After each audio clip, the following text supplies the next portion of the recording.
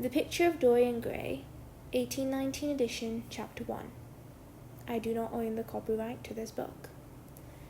The studio was filled with the rich odour of roses, and when the light summer wind stirred amidst the trees of the garden, there came through the open door the heavy scent of the lilac, or the more delicate perfume of the pink flowering thorn. From the corner of the divan of Persian saddlebags on which he was lying, smoking, as usual, innumerable cigarettes, Lord Henry Wotton could just catch the gleam of the honey-sweet and honey-coloured blossoms of the laburnum, whose tremulous branches seemed hardly able to bear the burden of a beauty so flame-like as theirs. Now and then the fantastic shadows of birds in flight flitted across the long tussore silk curtains that were stretched in front of the huge window, producing a kind of momentary Japanese effect, and making him think of those pallid jade-faced painters who, in an art that is necessarily immobile, seek to convey the sense of swiftness and motion.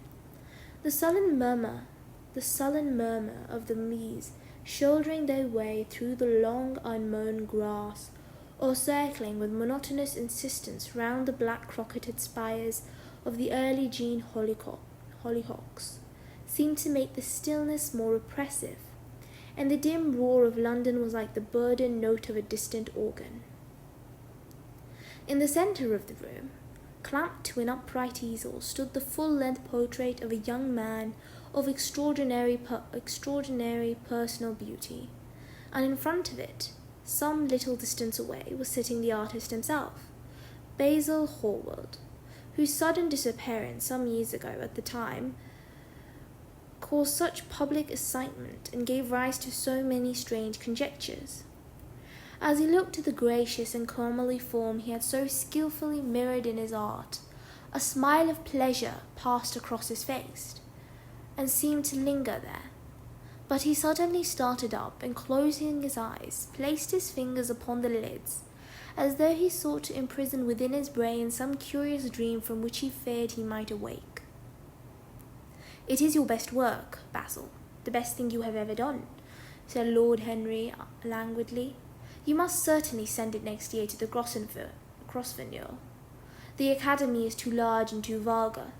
The Grosvenor is the only place." "I don't think I will send it anywhere," he answered, tossing his head back in that odd way that used to make his friends laugh at him at Oxford. "No, I won't send it anywhere." Lord Henry elevated his eyebrows and looked at him in amazement through the thin blue wreaths of smoke that curled up in such fanciful whorls from his heavy opium-tainted cigarette. "Not send it anywhere? My dear fellow, why? Have you any reason? What odd chaps you painters are! You do anything in the world to gain a reputation. As soon as you have one, you seem to want to throw it away. It is silly of you, for there is only one thing in the world worse than being talked about, and that is not being talked about. A portrait like this would set you far above all the young men in England, and make the old men quite jealous, if old men are even ever capable of any emotion." "I know you will laugh at me," he replied, "but I really can't exhibit it. I have put too much of myself into it." Lord Henry stretched his long legs out of the divan and shook with laughter. "Yes, I knew you would laugh, but it is quite true all the same. Too much of yourself in it.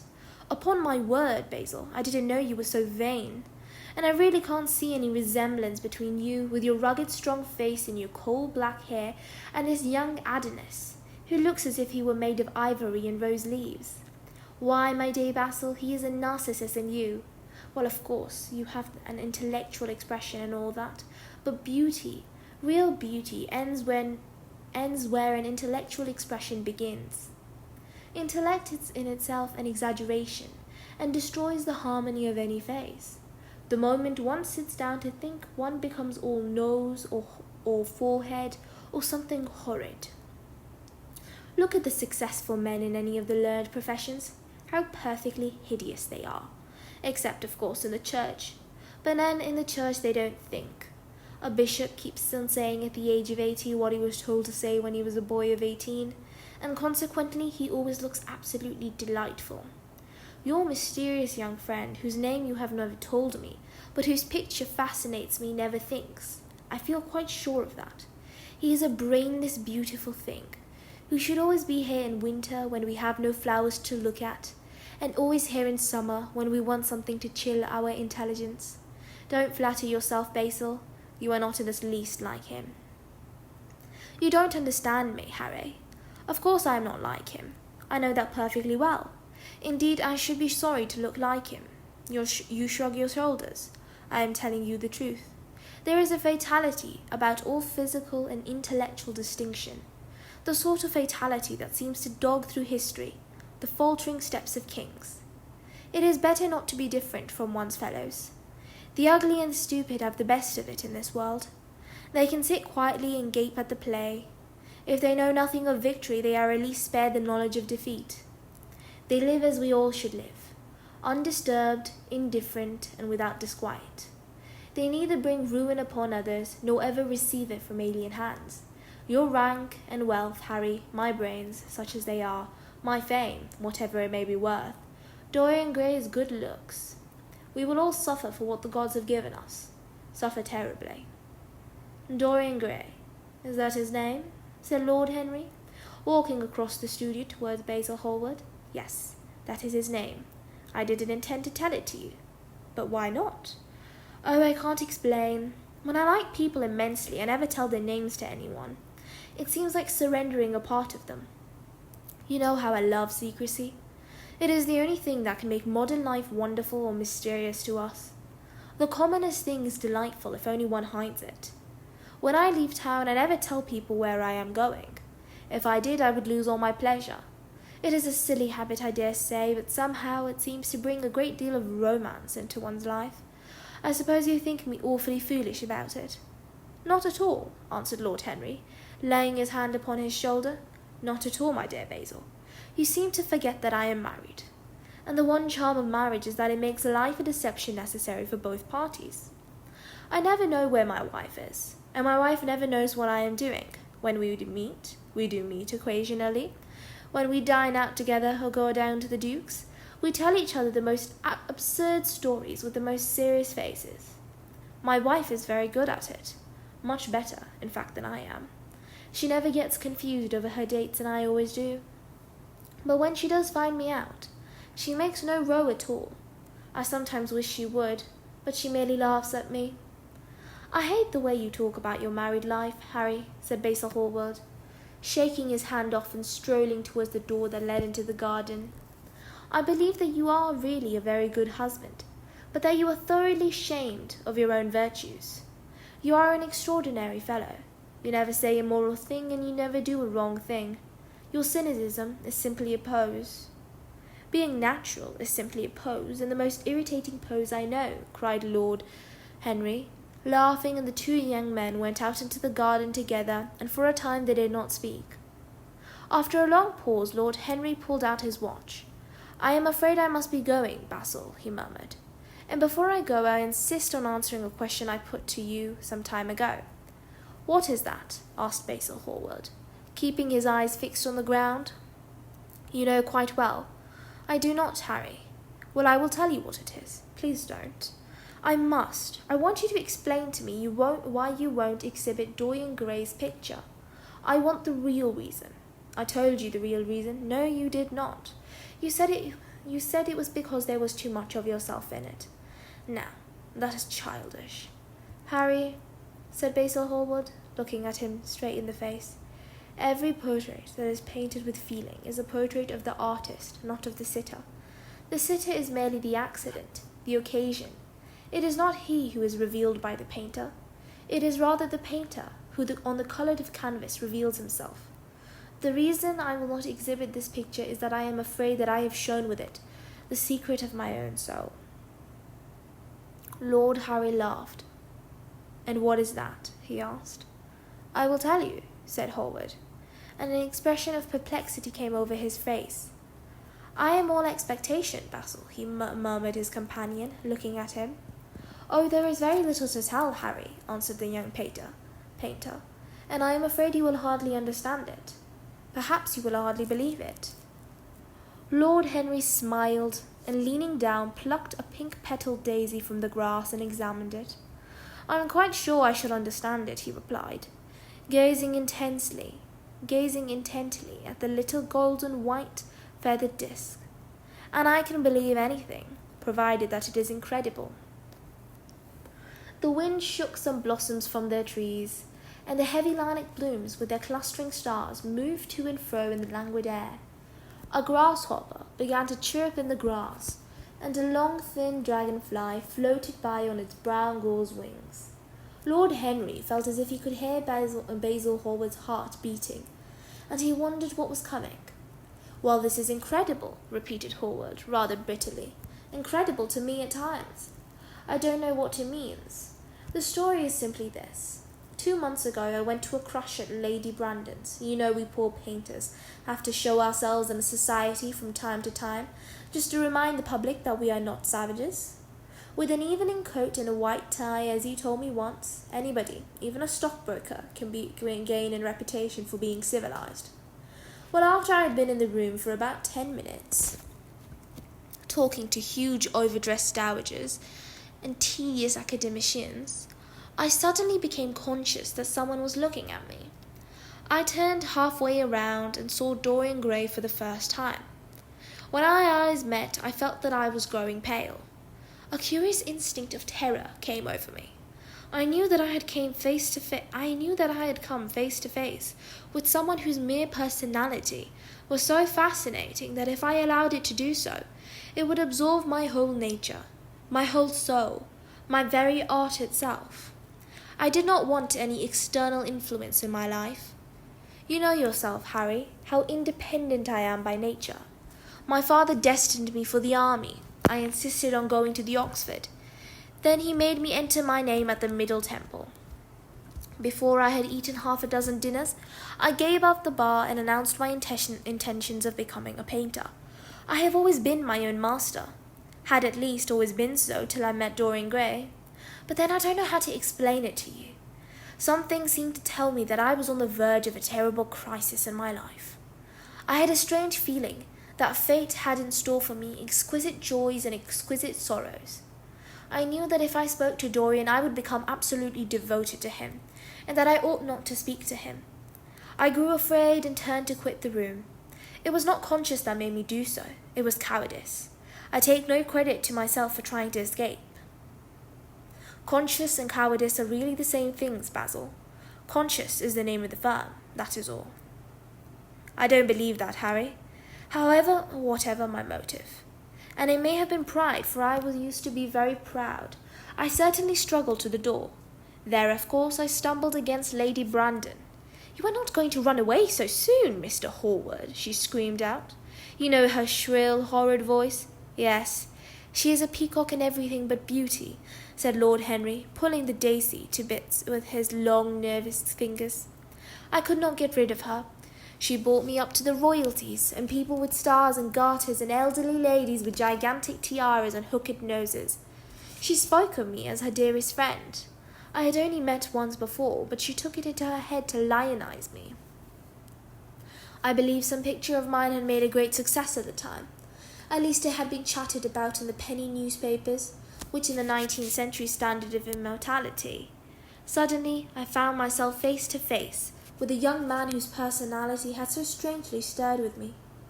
We were quite close, almost touching. Our eyes met again. It was mad of me, but I asked Lady Brandon to introduce me to him. Perhaps it was not so mad after all. It was simply inevitable. We would have spoken to each other without any introduction.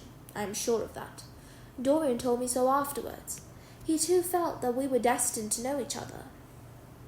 And how did Lady Brandon describe this wonderful young man? I know she goes in for giving a rapid précis of all her guests.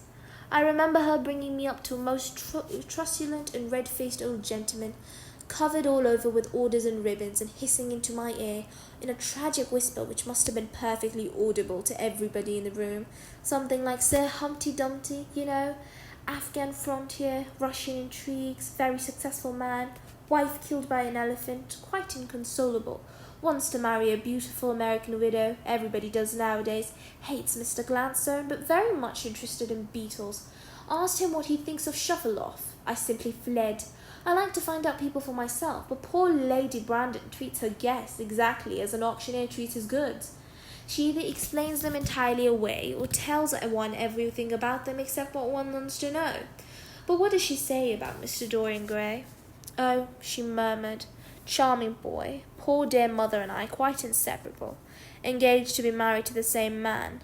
I mean married on the same day. How very silly on me. Quite forget what he does. Afraid he doesn't do anything. Oh yes, he plays the piano. Or is it the violin, dear Mr. Gray? We couldn't neither of us help laughing, and we became friends at once. Laughter is not a bad beginning for a friendship, and it is the best ending for one, said Lord Henry, plucking another daisy. Hallward buried his face in his hands. You don't understand what friendship is, Harry, he murmured, or what enmity is, for that matter. You like everyone, that is to say, you are indifferent to everyone.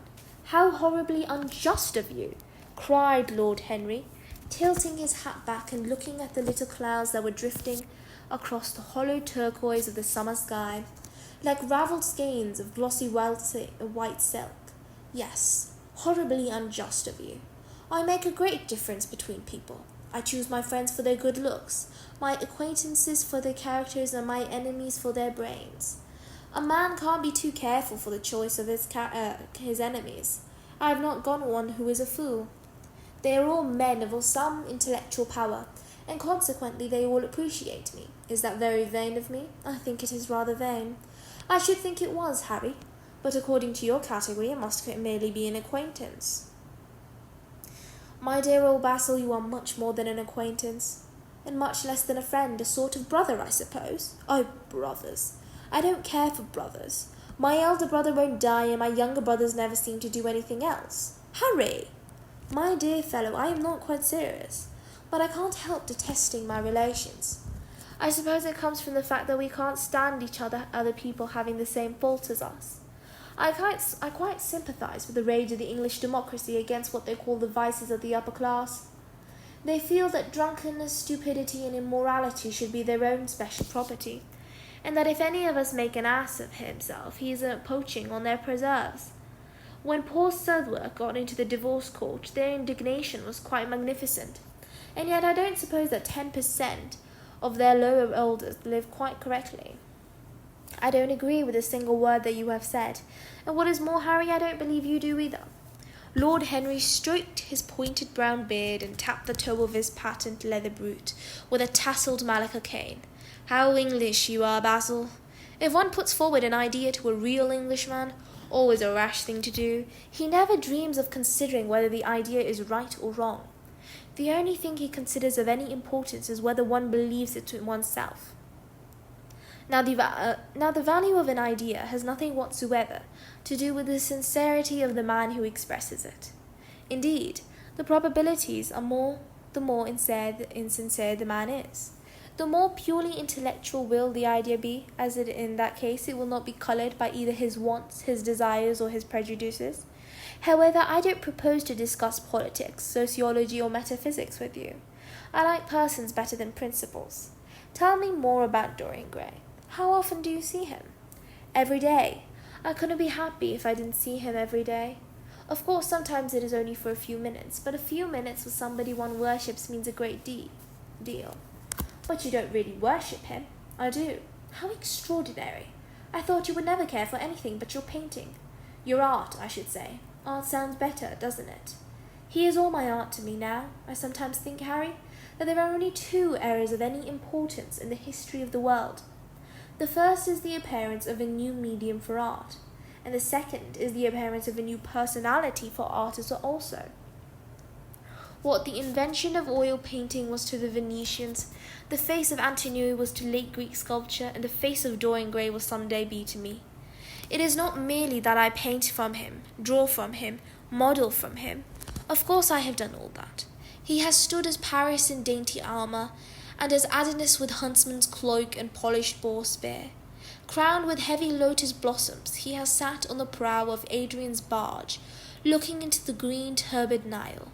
He has leaned over the still pool of some Greek woodland, and seen in the water's silent river the wonder of his own beauty. But he is much more to me than that. I won't tell you that I am dissatisfied with what I have done of him, or that his beauty is such that art cannot express it.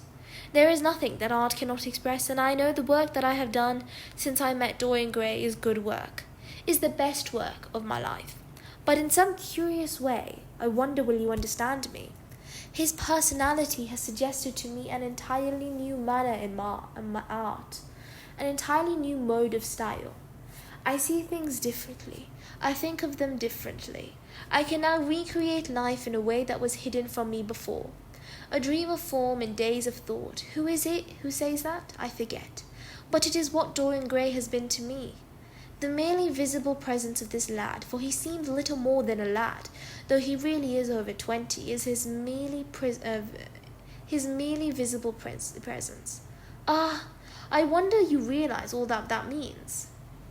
Unconsciously, he defines for me the lines of a fresh school, a school that is to have in itself all the passion of the romantic spirit, all the perfection of the spirit that is Greek, the harmony of my soul and body, how much that is. We in our madness have separated the two and have invented a realism that is bestial, an ideality that is void. Harry, if only you knew what Dorian Gray is to me. You remember that landscape of mine, for which Agnew offered me such a huge price, but which I would not part with? It is one of the best things I have ever done. And why is that so? Because while I was painting it, Dorian Gray sat beside me. Basil, this is quite wonderful. I must see Dorian Gray. Hallward got up from the seat and walked up and down the garden. After some time he came back.